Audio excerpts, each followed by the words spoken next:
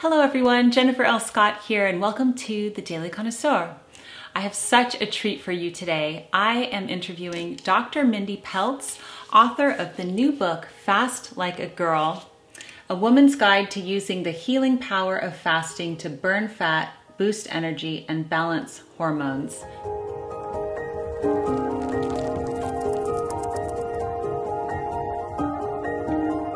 Dr. Mindy has a wealth of knowledge about fasting for women, and she also has an incredible YouTube channel. So I will leave her YouTube channel and her book linked down below. I will also put chapters in this video so you can search for the specific topic that you are looking for. And as a quick disclaimer, if you are interested in intermittent fasting, please consult your doctor first.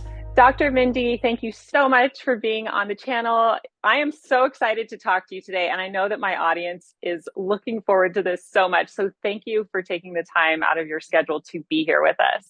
Oh, thank you for having me. I never tire of talking about women, hormones, food, fasting. It's a vast topic that really needs to be addressed. So I appreciate the opportunity. It is. And today we're going to be focusing on Dr. Mindy's excellent book. It's called Fast Like a Girl, as I mentioned in the introduction. And this book, if you do intermittent fasting as a woman, or if you're interested in it, is a must read.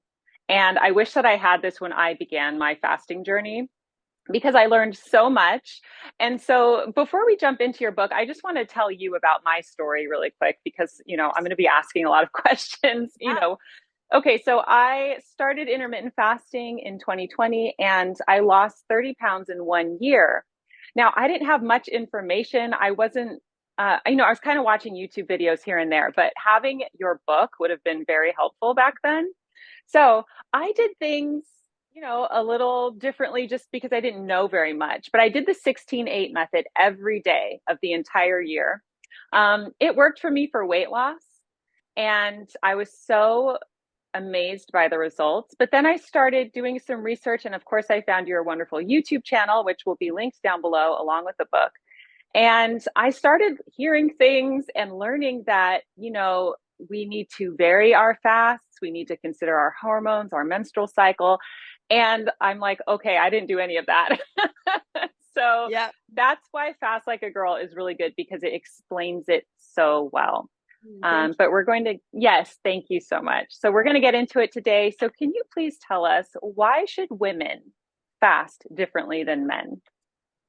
Yeah, I was actually thinking as you were talking, did you get stuck with your results at all?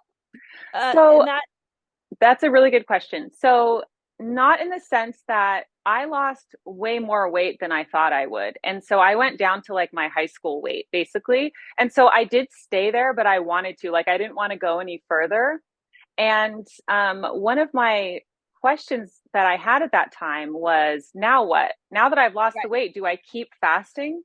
Right. So, what are the benefits of doing that if you're not doing it for weight loss anymore? So maybe we could talk about that too. Yeah, we could definitely talk about that. So, and the reason I ask is because this is how I even got into this, is that about 10 years ago, when I started to understand the principles of fasting, I was incorporating them into my practice and with my patients and experimenting on myself. And we all had very similar results to you. It was like, it's crazy. Like I still, to this day, I'm like, if you're not fasting, I don't know any other better weight loss tool than fasting, because you literally will lose the weight and keep it off. And for women, to answer your question here in a moment, for women, we have to do it different. But what I started to notice as I taught the world fasting was that women had a pattern. And the pattern was they would start to fast, they would get great results, and then somewhere along the line, usually within the first 90 days, they got stuck. And everybody's stuck looked a little different. Some women would say, hey, I stopped losing weight. I was like falling off for 90 days. It was just like completely falling off. And then it stopped. Some women were like, hey, I'm actually gaining weight. I don't understand why I'm gaining weight. Some women were like, hey, I'm thin. I have great mental clarity, but I lost my cycle. And then a lot of women were like, my hair is falling out, my heart's pounding. So I started to see like this trend of women having all these different experiences that men were not having. So just to give you some insight on my YouTube channel, we get hundreds of thousands of comments every week. I have an arsenal of people, a team that goes in there and listens to them and reports them back to me, because it's really important to me that these are the message we're teaching is actually transforming health. It's not, just accumulating followers, or I really want to move the needle forward. So when all the over the last several years, all of these comments were coming back, I all of a sudden started to see, oh my gosh, women have to fast different than men. And it's all because of progesterone. Progesterone is the hormone that does not like fasting. And you get the most amount of progesterone the week before your period, and you get a little bit during ovulation. So those are the two times we don't want to be fasting, because progesterone needs glucose to be higher. So once I identified that one hormone needed to be treated differently, I showed these women, I showed people in my practice how to do it, and all the symptoms I just told you about went away. That's so amazing. The interesting part is the message, because we live in a society that loves the negativity. It's like the message that got out was like, women shouldn't fast. And what's really warming my heart is all the women that are coming back to fasting now that they've read the book and understand that there's the new, they just didn't get the complete story. Right. And I'm wondering what I did to myself that year. And we both have this thing, we're on YouTube, right? And we do hold a bit of a responsibility because we're sharing this. And I shared my story on my channel, and it really did impact a lot of people, because my intermittent fasting 1-year update received a lot of views for my channel anyway. And so a lot of people said, oh, I started because of you. And I feel like awesome. Which is great. And I know that you obviously have that too, but I also feel this responsibility, like, because I was saying I'm doing 16/8 every day. And I did. I did it every day, and I never varied it. And then I read your book, and Dr. Mindy, if you should definitely get the book, but she has this amazing chart here that explains, what do you call this? The fasting cycle, basically. Yeah, I called it the fasting cycle. Yeah. And how to vary your fasts depending on what time of the month you're experiencing. And that was huge for me, because in my mind, I thought, okay, if I do vary my fasts and I don't fast, it's going to be on the week when I'm on my period. That's what I thought in my head, like my unscientific knowing. And then I read your book and I thought, wait, what? The week before? And that's really when you should not be fasting at all. So can you explain what not fasting at all means? Because does this mean, like, what does that mean? Spoken like a true faster. Like, what does that mean? I love this tool. I'm not supposed to back away from this tool. What's really interesting is I thought the same thing about fasting in my period. The message I got when I first started to learn this was that at that time, there was a little bit of information coming out saying that we shouldn't fast during our cycle, and like when we're actually bleeding. And what was interesting about that original thought when it first came out is, if you kind of do the red tent sort of theory, which is we start bleeding, we should be more like nurture ourselves, we should withdraw from the community.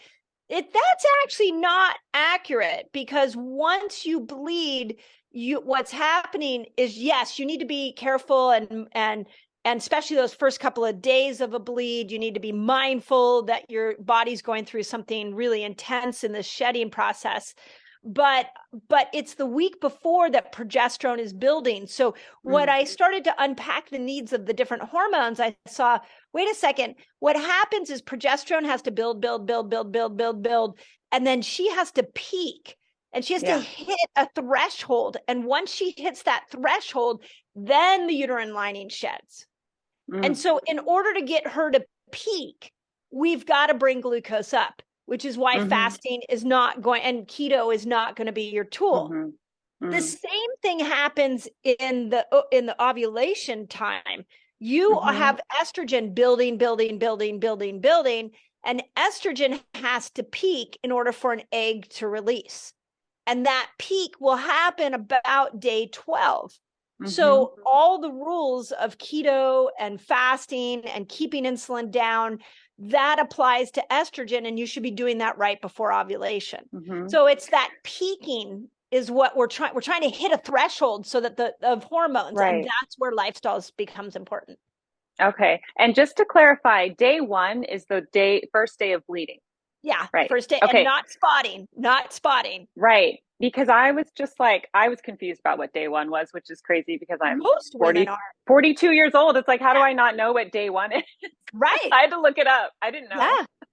All that, this so much I've learned in my menopausal journey, so much that I'm like, oh, I kind of miss having my period, it's like, there's so many things to play with now. And so, yeah. But I'm not alone. Most women don't understand their hormones. And I'm finding that it's once we hit our 40s, when all of a sudden we see these hormonal shifts, that we wake up.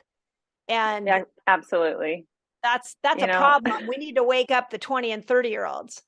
We do. And it's so important. And honestly, your book is the first time I've ever thought about my cycle deeply. Right. I just, most women just don't want to think about it and you deal with it. But it's like, you need to pay attention to this. It's so important. Yes. So anyway, that was huge for me. So for someone like me, I've lost the weight that I wanted to lose. I've kept it off now. I've been fasting for like over 3 years now. And, I've kept it off. And I still continue to fast. And I get people saying all the time, why do you continue to fast when you've lost the weight? Why should someone continue? What are the other benefits other than weight loss? Yeah. So this is also a really good question, because this was the chronic discussion that went around the book proposal for Fast Like a Girl. My agent, the publishers, everybody was like, okay, what do we need to know after intermittent fasting? Mm-hmm. And that's why one of the big stands I made for the book was we need to talk about these 6 different level fasts, because I'm witnessing miracles on my YouTube channel of women that, like you, that aren't looking to lose weight, but can reset their dopamine systems, and all of a sudden happiness comes in. Or women that can, have lost their cognitive abilities or mental clarity, and they're fasting a little longer and they're getting their mental clarity back. So the best way I can answer this is to help everybody understand that there are 2 metabolisms we have. One gets initiated when we eat food. We call that the sugar burner system. When you eat the right foods, your blood sugar goes up and down. The worse the food is that you're eating, the more glycemic impact, the higher your blood sugar goes. As high as your blood sugar goes is as low as it'll go.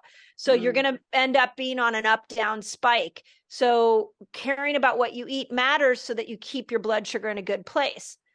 But once you go at least 8 hours without food, what's happening is your body's trying to switch over into this fat burning system. That switch is 8 hours after you ate. Now the body takes about 4 hours to start to slowly switch over. The first thing to understand for the new fasters is that 4-hour window can be a little difficult in the beginning. Because your body, it's like a rusty switch. Your body's like trying to get over there into fat burning. But once you're over in fat burning, you will know for a variety of reasons. One, your hunger goes down, which I'm sure you've experienced. Yes. Yep. And this is why I think this is such an amazing fat burning tool, because your hunger goes down. And what that means is you can stay in that state a little longer. And the biggest challenge so many of us find is that because our hunger goes down, we have to fit in all the good nutrients in a shorter window. We're kind of lost our mojo, our desire to eat as much because of the ketones killing hunger. But the other thing, that the longer you stay in this fat burning state, the more hours you're there, inflammation goes down, testosterone goes up, growth hormone goes up. Your cells start cleaning themselves. We call that autophagy.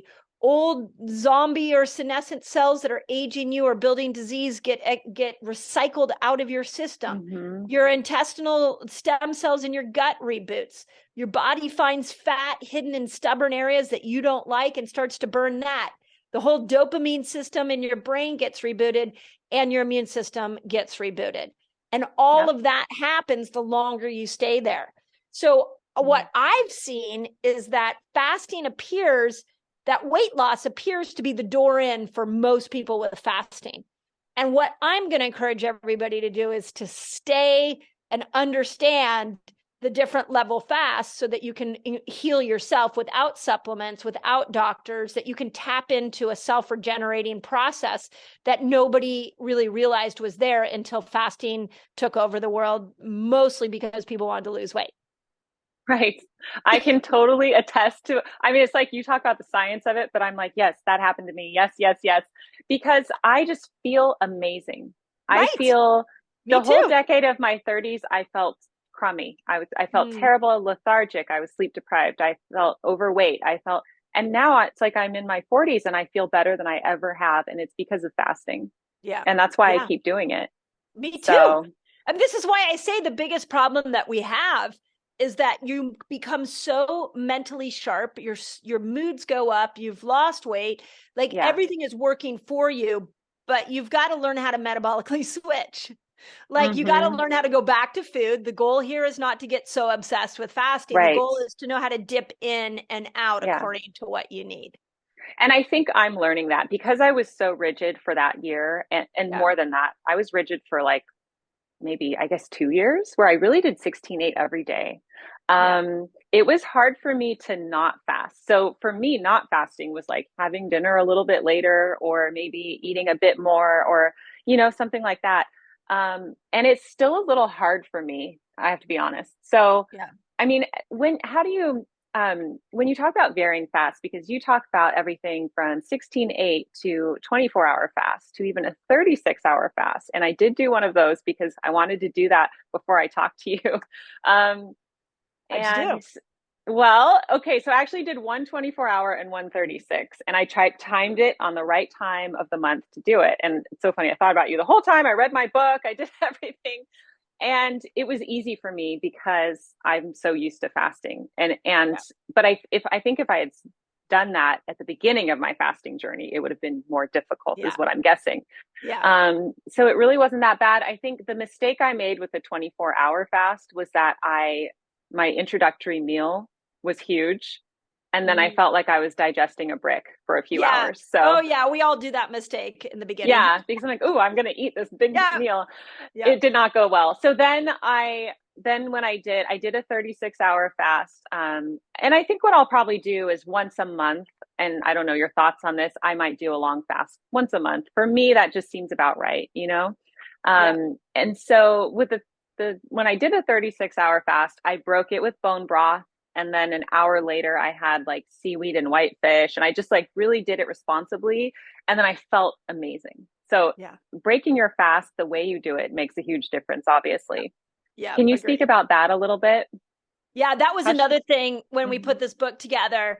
I really emphasized to the publisher, like, hey, you know what? Nobody's written a whole chapter on how to break a fast. Yes. And what I was starting to see was a lot of people coming to my YouTube channel and saying, well, this expert and that expert and this expert is saying that fasting destroys your microbiome or fasting breaks down muscle. Now, what I want people to know, because this really ties into making a smart choice when it comes to your food and your reentry back into food, is yes, the fasted state is a catabolic state. It is a breakdown of the bad. So your cells are breaking down what's not working. The microbiome in your gut is breaking down. Muscles are releasing stored sugar and toxins, and all of the bad that would hold you back from surviving, like in the primal days, is getting washed away. That is brilliant. Right. Okay, so if I go in and I clean all this system up, and then when I come back to food, I bring crappy food into the picture. I bring the inflammatory oils. I bring the high carb, refined carbohydrates and sugar. It's like 2 steps forward, 1 step back. You are really unwinding some of the good that you just did. So, and it's not that hard to break your fast healthy. So what I started to see in my community was we have to make that first meal has to be a golden. That one has to be dialed in, because Mm-hmm. you just changed the environment in your gut. You just rebooted your whole immune system, and your inflammation's down. So you really only have three options of what you want to bring in, and they can be all put together, or they can be individual, and those fall into healthy fats. And Mm-hmm. this is for those of people who are like, I heard a lot of people say they would boomerang. They're like, Mm. oh my God, that first meal, all I want to do is eat like my whole pantry. So I started having those people eat an avocado first, or Mm-hmm. have some nut butter, eat a fat first. So we stabilize the blood sugar, kill some hunger, Mm. so you don't eat the whole house. Right. Then I had the people that were like, oh my God, I'm so bloated from just the fast alone, or I'm Mm. constipated. And my Mm-hmm. brain was like, okay, but that's good because we got rid of the bad. So let's feed the good. So Mm-hmm. that's when I came up with the three P's: the polyphenol, the probiotic, and the prebiotic foods. Mm-hmm. Let's feed the good microbiome. You took the bullies out. Now let's feed the good guys so they can make you more serotonin and build your immune system and do all Mm-hmm. the things that the beautiful microbes do in our body. And then for the people who are like, I feel like my muscles are shrinking fasting, to Mm. them, I created, hey, we need to bring in protein. We need to bring Yeah. in, specifically, I'm a fan of animal meat. If you are Mm-hmm. vegetarian, I understand that the ethical reasons why I was a vegetarian for 10 years. I just find that I do better. I can build better muscle. Amino acid content of animal food is better. So I just really tried to emphasize the people who are losing muscle, you need to break it with protein. So Mm-hmm. now we have a choice, and you can do all three at the same time, but that first meal has to have a strategy. Mm-hmm. Otherwise, you're always going to be going two forward, one back, two forward, one back. And if you can Right. just switch that first meal, everything starts to change. Absolutely. I got this visual of like you clean your bedroom and it's so clean, and then you like throw in some dusty trash bags in the middle of the room. Like that's Right. like what's happening when you don't break the fast in Yep. a clean way. So what is your favorite meal to break a fast for you personally? Oh, so I have a couple of favorite ones. The one that I did forever was an avocado with sauerkraut, and then I would put hemp seeds and chia seeds on it. And then Mm. I would have some kind of meat. So I usually break my fast around noon or 1 o'clock. And so I would have like a grass-fed hamburger or a chicken breast Hmm. that would go with that. So I Okay. incorporated all three. And Nice. I would say that's pretty much my normal go-to, with the exception on the days that I work out really hard. Hmm. On the days where I'm lifting a lot of weights, I'm really working on muscle. I'm 53, so I'm really trying to keep my muscle integrity at its best. If I go to my trainer, we do a lot of muscle work. I do it in the fasted state, and then I come home and I have like grass-fed sausage. I'll have a couple of Okay. them. And Hmm. in that meal, what I'm trying to do is trigger at least 30 grams of that amino acid receptor site so I can build my muscles stronger. Okay. So do you have coffee when you wake up earlier in the I morning? do. Yeah, You I do do. it. And Yeah. what do you put in it? Yeah, I vary everything from Hmm. nothing Hmm.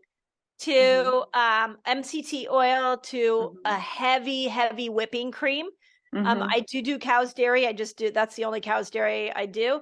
But my favorite is a raw cow's dairy cream. And Okay. the reason raw is important is because it has probiotics and enzymes in it. And I Hmm. find if I have a cup of coffee with some raw cream and some MCT oil, I'm not hungry at all. That's like, Mm. and it doesn't raise my blood sugar. I need to try the MCT oil. So do you Yeah. put about a teaspoon of the cream in there? Yeah. Okay. Yeah, no, maybe a tablespoon. It depends. Tablespoon? I have a CGM now, so I'm always checking my own blood sugar to see, and Hmm. but usually I can get away with about a tablespoon. Okay. It's so funny because the question I get the most is about the coffee. People are Oh, me really too. Oh, worried me about the too. coffee. Yeah. Well, What can because I it's put in our my coffee? anchor, I right? It's like know. what we And hold we on love to. it. We're like, no, this is it. I don't want to, I don't. And I did the same thing the first time I did a 24-hour fast. I like walked around with my glass of water. Like it was going to be the only thing that saved me. And every time I felt a painful hunger moment, I drank a glass of water. I think you do the same with coffee. Yeah. And you just got to make sure it works for your blood sugar. Hmm. I love that. Okay, I know people are going to be really happy to hear that. So I had a bunch of people submit questions for you specifically in my Oh, community tab. So I wanted to go through a few of beautiful. those. Yeah, let's do Um, it. yeah. So, okay. So one woman asked, are there signs that a woman should stop fasting? Mm. Yeah, it's a great question. I would say definitely depends on your age. So let's start with like the perimenopausal women. This is like 35 to 55. If you are at your weight and you're loving fasting, you struggle to be able to stop fasting the week before your period, even though you know you're not supposed to. If you start spotting, and this is really common for that age group, where all of a sudden you don't have a cycle, or you get a little bit of a spotting, and then your actual cycle doesn't start for a week till a week later. So there's like spotting, and then all of a sudden you start getting a period. What that means is that you didn't step out of fasting early enough and get glucose high enough to support progesterone. Oh, interesting.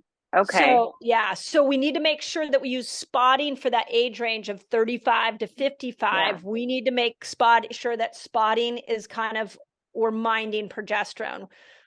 So that would be one. The other one that I have seen that is rampant in the 20 and 30-year-olds, and it's really shocked me, is eating disorders. Oh, yes. So I'm working with a couple people right now that have eating disorders, but we have been able to really change their perspective and their relationship to food by understanding how to use food, how to time it to fasting. Like, it's really powerful for overcoming the mindset that's associated with eating disorders. But those women need to make sure they don't go it alone. They've got to have somebody Yes. with them guiding them, because if they're easily triggered, we got to make sure we don't trigger any old patterns. Right. So that would be the other category. Other times that I would tell women, hey, you need more variation of your fasting. So a little less some days you're not fasting, some days you are. Like, you need to step out of fasting more. Hair loss, heart palpitations, like people with racing heart. If you're chronically in a fasted state, getting up from sitting to standing, and you're in the room spinning and you're getting dizzy, and that's happening repetitively, then it's time to think about varying more. The only time I would say absolutely not your health tool is pregnancy. I do not feel like pregnant women should fast, and nursing women need to not fast more than 15 hours. Okay. Thank you for that. Yeah. Okay. A lot of people wanted to ask for your tips for people with inflammatory conditions. Yeah. What do you have for them? Yeah. So, there's a lot of inflammatory conditions that are out there, and, that we could all really agree upon that chronic inflammation is the root of so many diseases. So the first place you've got to look at when you're looking at the chronic inflammatory conditions is, what are you eating? And there are 3 major food changes you need to make to bring inflammation down. You need to be eating the good oils, not bad oils. I put lists of them. Yes. So make sure, and this includes, the hardest thing is to get to a place where you go out and you can get these oils. It's like, it's impossible. Even the nice restaurants. It's crazy. So good oils, not bad oils. Nature's carbs, not man-made carbs. So this is, you can do your fruits and your vegetables and your sweet potatoes. All of that's going to be fine. It's just the refined flours and sugar are going to increase inflammation. And then the third is toxicity. So any chemical put in your food. I don't know if you're getting this question a lot, but I got a lot of questions early on about Diet Coke. Can I have Diet Coke in my fasting window? And my brain translated that question into, why would you put a chemical into a time when you're trying to get your cells to recover from chemicals? So we need to get the chemicals out of our diets. So those are the big 3. Like, make sure you're not eating a chemical laden diet. Now, beyond that, inflammation comes down at 13 hours of fasting. So the longer you're in a fasted state, the more and more that inflammation will turn off. It's like a switch. I Mm-hmm. was actually years ago, I actually had an idea to write a book called The Inflammation Switch, because I started to see, this is in my first couple of years of understanding fasting, is I was like, oh my gosh, there is a switch you can turn inflammation off. And the door into turning inflammation off starts with the food choices I just said, mixed with learning how to fast a little longer and a little longer. And when you do that, it's amazing. Most people will tell me what you said, which is, I feel better fasting. If you have a Yeah. chronic inflammatory condition, you're going to feel better fasting because it brings down that inflammation. So just keep at Right. it, keep dipping in and out of the fasted state. Okay. Perfect. Um, okay. Another major question people wanted to know is how much protein do you recommend for women?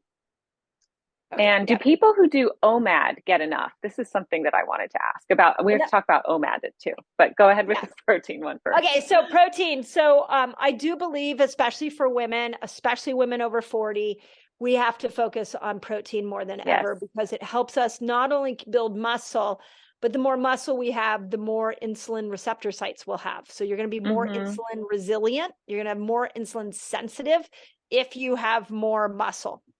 So having said that, the research shows that most women want to get between 30 and 90 grams of protein per meal. Once you go over 90 grams, that's going to turn into glucose. Extra glucose is going to, again, to pull you out of fat burning state, and is, a whole host of Mm-hmm. problems with extra glucose. If you go below 30 grams, what Mm-hmm. that means is you're not triggering that muscle building amino acid receptor site. Mm. So that's a problem. So I really like between 30 and 90. And then the next step beyond that is, what is it that needs to, how much protein do you need in a day? And I do follow the every pound of body weight that you want to be, you should do a gram of protein. Now, Okay. I've heard some amino acid experts say, and biohacking experts say, a gram and a half. I feel like let's just start with a gram. It is like, if you're fasting, if you want to weigh 130 pounds, getting 130 grams of protein in and divvying them in small little chunks, like 30 grams here, a couple hours later, another 30 grams, Mm-hmm. it takes some effort.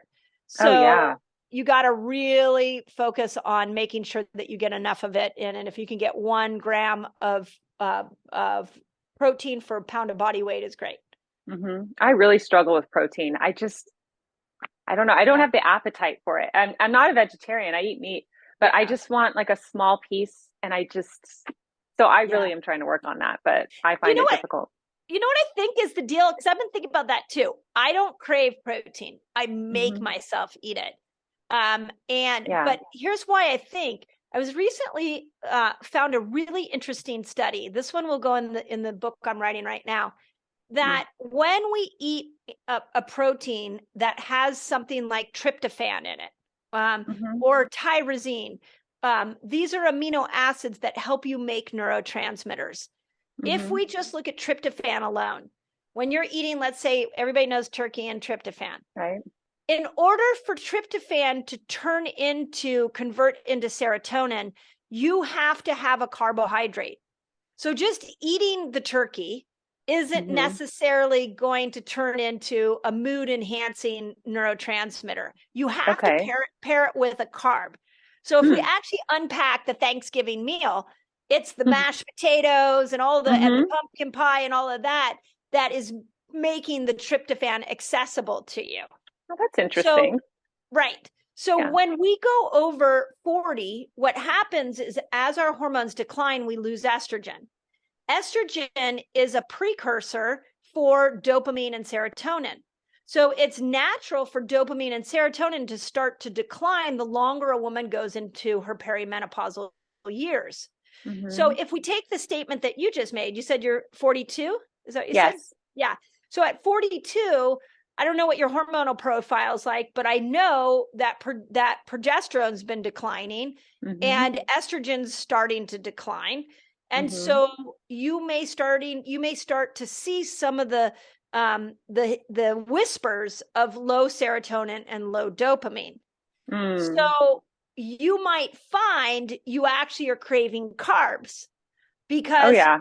yeah, because your body wants you to give it more carbs so it can make serotonin. But you're a smart cookie and you're like, wait a second, I know I need more protein because that's what we just talked about.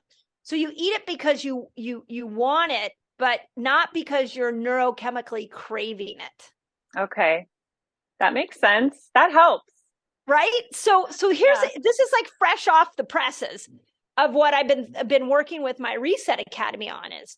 So if that's you, if you're resonating with this and you're like, yeah, I don't really crave protein, but I know I'm supposed to eat it. I crave carbohydrates. And you're over 40. What I want you to translate that into is I want you to translate it into I must need more serotonin. So the best way to get more serotonin is have a protein-rich lunch and have your carbs at the end of the day. The research shows that if you follow up your protein a couple of hours later with some carbs, you can do your sweet potato, you can do rices, quinoas, fruits, that carb load is what's going to help take the amino acids from your protein and convert them into both serotonin and dopamine. And then now you have satisfied what your body is looking for, and you'll find it's much easier to follow that. That is fresh off the press. That is, because I've never heard that before, and I'm going to be taking notes on this episode. Yeah. That's great. Thank you for sharing that. So try it and then let me know. Like bring it, like give me, and anybody listening, try it. Give us feedback on it, because that's what we're testing now in my academy. So that would look like a protein heavy lunch and then like a light dinner of a carby dinner.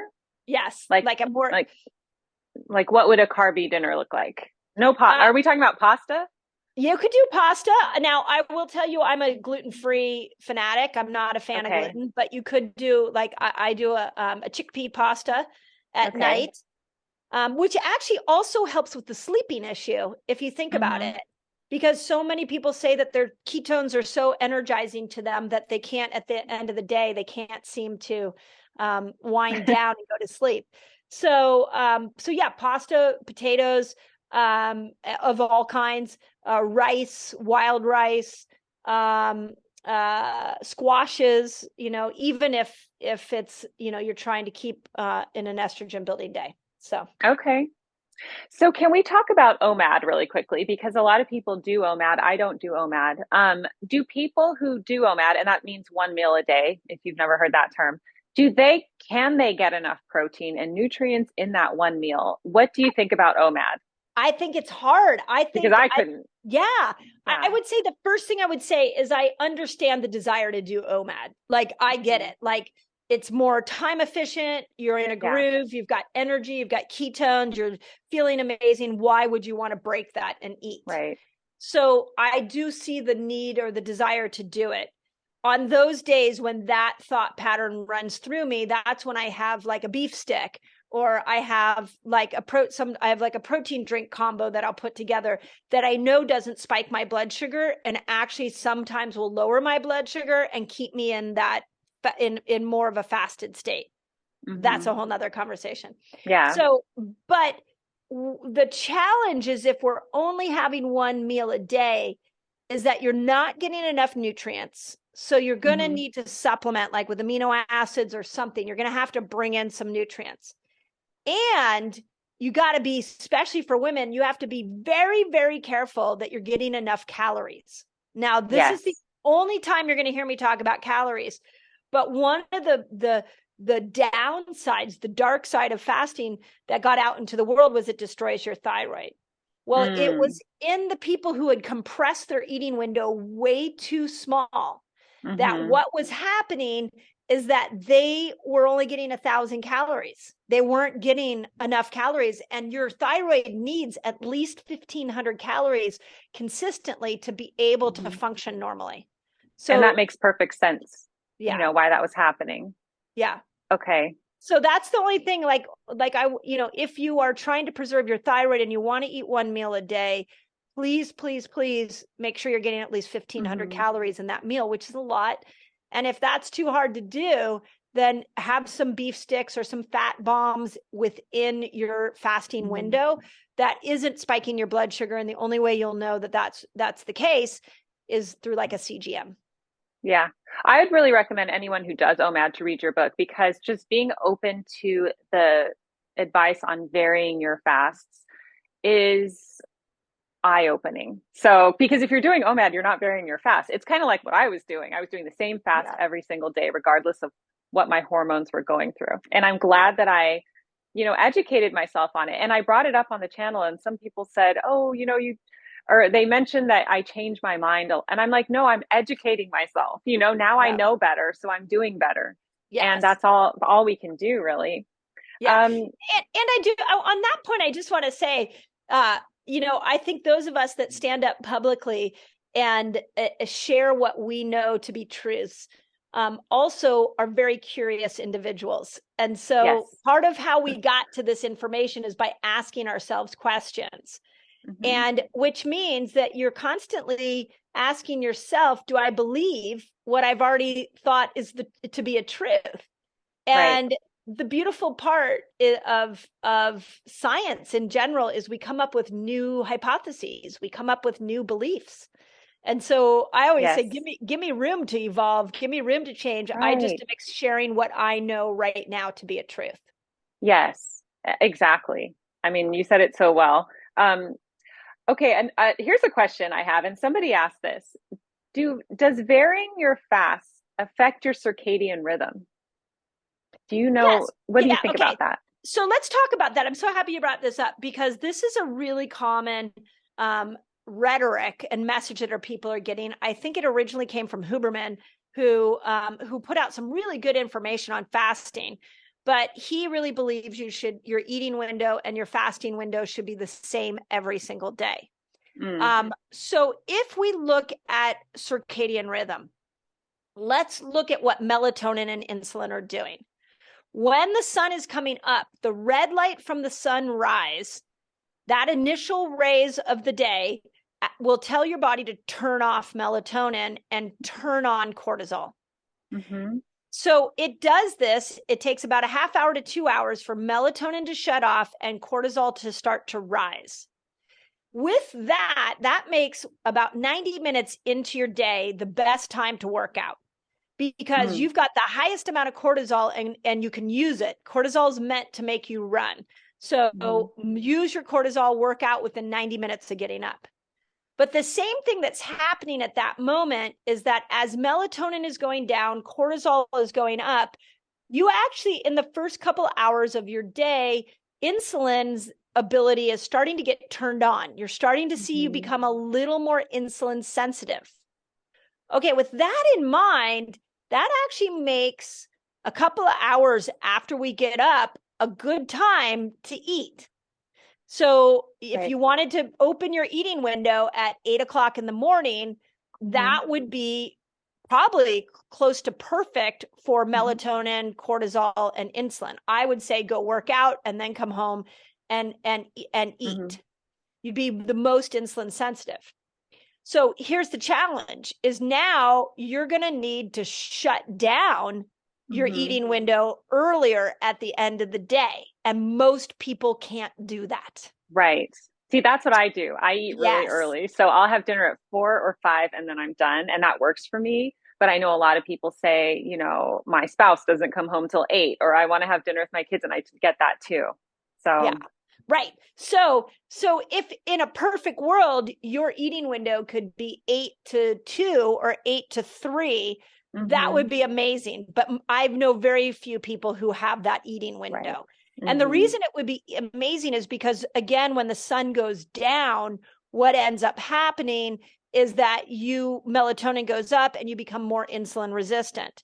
So the meal that you eat, the pasta you eat at 8 o'clock is going to be stored more as fat and more glucose storage in your body compared to that same meal being eaten at 3 o'clock.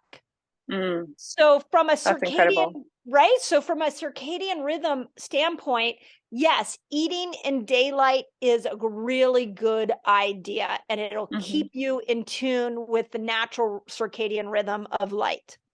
Okay. But to your point, I have sat with so many people in this fasting journey, and I tell you, like, I know very few that will say that. And one of the things we have to take into consideration is, yes, you want to be in sync with circadian rhythm, but you also want to be in sync with your family. So Right. the family meal, I know in my household, was a connection time. It was the way it was growing up. It was what we raised our kids this way. This is when the family came together and we bonded over a meal. In that experience, you're getting oxytocin. And remember that oxytocin regulates every other hormone in your body. So Right. don't get caught in Yes. following too much of the circadian rhythm at the detriment of relationships and at the detriment of enjoying life.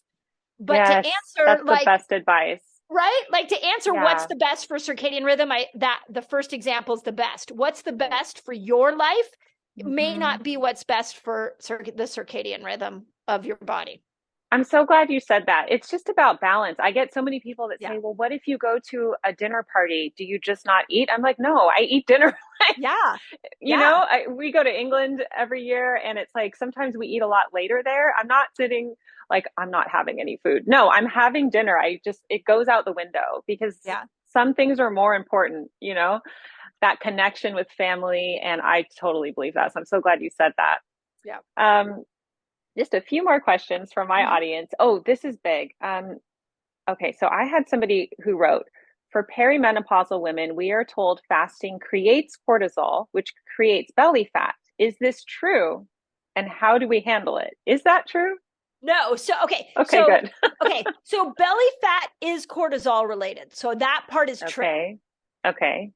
This was one of the big problems with the OMADers. Is that and that's what I call them, the OMADers, because they all poured onto my YouTube channel. And so we were answering them, and my team would be like, oh, we have another OMADer. And all the female OMADers, especially if they were over 40, started to gain belly fat because they were not varying their fasts. So if you want to prevent the perimenopausal belly fat that can happen with too much fasting, you've got to vary your fasts. There has to be short fast, long fast, no fast, medium fast. Like, that's the variation that needs to happen. Okay. That's really good to know. And okay, and so here's my final question. Let's talk about some of the longer fasts, like the 24-hour versus the 36-hour that you do recommend in your book for certain people. What happens in the 36-hour fast that doesn't happen in the 24-hour fast? Why would you keep going, for example? Well, this is a great question. So this is why I think of them as switches. You know, like 13 hours as a healing switch gets turned on, 17 another switch, 24 another switch, and all those switches will stay on, and so until you eat. So the 36-hour fast was one that I found in the literature that showed, and this was done over a period of a month, where they had people do 36 hours of fasting followed by 12 hours of eating, then 36 hours of fasting and 12 hours of eating. They just repeated that for a month. And they found that the area they lost the most amount of weight was in the belly, that was how you went after belly fat. So we've simulated that with thousands of people, but not for 30 days. We just, hey, try a 36-hour fast. And if you feel like you got a good result, maybe a week later you do another one. Okay. So that's really how I look at the 36-hour fast, is for that stubborn weight loss. Now, in that, you also get autophagy that got kicked on at 17 hours, and you get stem cells in the gut that got kicked on at 24 hours, and you're raising testosterone that started to increase at 13 hours. So you're still getting all the magic of the earlier fasts. It's like a compounding experience. It's not like you have to choose, I'm going to do the 36, which means I'm not going to get autophagy. Right. It's not a you get all the benefits. You get all of it. Yeah. You get all of it. You just get more. Okay, I have one more. I have one more question, and they will be so mad if I don't ask this. So what about for women who no longer have a period? So menopausal women, do they have to vary their fasts according to their previous cycle, what used to be, or what do they do? Yeah. So it's funny. I just did a solo episode on my podcast going through all the variations that I've ever heard of from women. So, and one of them was menopausal women. So, yes, you still need to vary. And there was a lot of messaging out there that once you hit postmenopausal, the postmenopausal years, you can fast like a man. And I may have even fallen into saying that early on, and now I have a very different opinion. So what I want the postmenopausal woman to know is you still have 3 sex hormones that you've got to focus on: estrogen, progesterone, and testosterone. Testosterone and estrogen are going to be totally fine if you are fasting and going keto and keeping your glucose down, but progesterone won't. So you need to, if you switch to a weekly, which a lot of women will switch to weekly at that point, the 5-1-1 is one that I recommend. 5 days a week you fast, like intermittent fast, 15 hours. 1 day a week you elongate your fast, and then 1 day you don't fast. Okay. If you follow a rhythm like that, you will have hit all of the sex hormones. Okay. So variation still matters, greatly matters. You just might not need to do it in a monthly variation. You might do it more in a weekly variation. Okay. Oh, that's going to be helpful for a lot of people. Yeah. But you still have to mind progesterone. You still have to step out. Whereas I think men have to vary it too, just not as much as we do. Right. Well, Dr. Mindy, thank you so much for being here with us. I'm going to leave her YouTube channel and a link to her new book, Fast Like a Girl, down below. It's an excellent book. I can't recommend it enough. I'm so excited for your next book. Are you able to talk about it yet, or is it? Well, I can tell you because we're in contract on it. What I'm doing is I am showing what happens to the female brain after 40. And one of the big considerations and discussions I don't feel like is happening is as we lose our sex hormones, we lose our neurotransmitters. And these are serotonin, dopamine, GABA, acetylcholine, and glutamate are the 5 neurotransmitters that estrogen and progesterone will activate. So when those 2 are gone, you're left with a depletion of these neurotransmitters. But there's a lot we can do with our food, with our lifestyle, with our exercise, with, you'll see, I've got about 10 different things that you can do to keep those neurotransmitters up so you mentally stay happy throughout the menopausal journey. Okay, I'm on pre-order for that. That's my next read as soon as it comes out. I can't wait. I'll let you know. It was something I stumbled across in just my own journey and then helping other women go through this. I was like, why are we seeing all of these signs of dopamine drops and serotonin deficiencies? And why are we dealing with women that are so anxious? What other tools do we have to raise GABA? And what tools do we have for women that are losing their memory and can't hold on? And that's when I found this whole rabbit hole of information on how important our sex hormones are for neurotransmitter stimulation. And once they're gone, the neurotransmitters go. And now we are in a neurochemical hot mess. Wow. I can't wait for that. Yay. Well, hopefully you can come back on the channel and we can talk about that too. So thank you so much, Dr. Mindy, for being with us today. Thank you. And check out her book, Fast Like a Girl. I hope you enjoyed my discussion with Dr. Mindy Pelz. I know I learned a lot in this chat. If you do intermittent fasting, I would love to hear about your experience in the comments down below. And remember, I will also link Dr. Mindy's YouTube channel and her new book, Fast Like a Girl, in the description box. Thank you so much for joining us today. Keep calm and remain classy, and I will see you in my next video. Goodbye.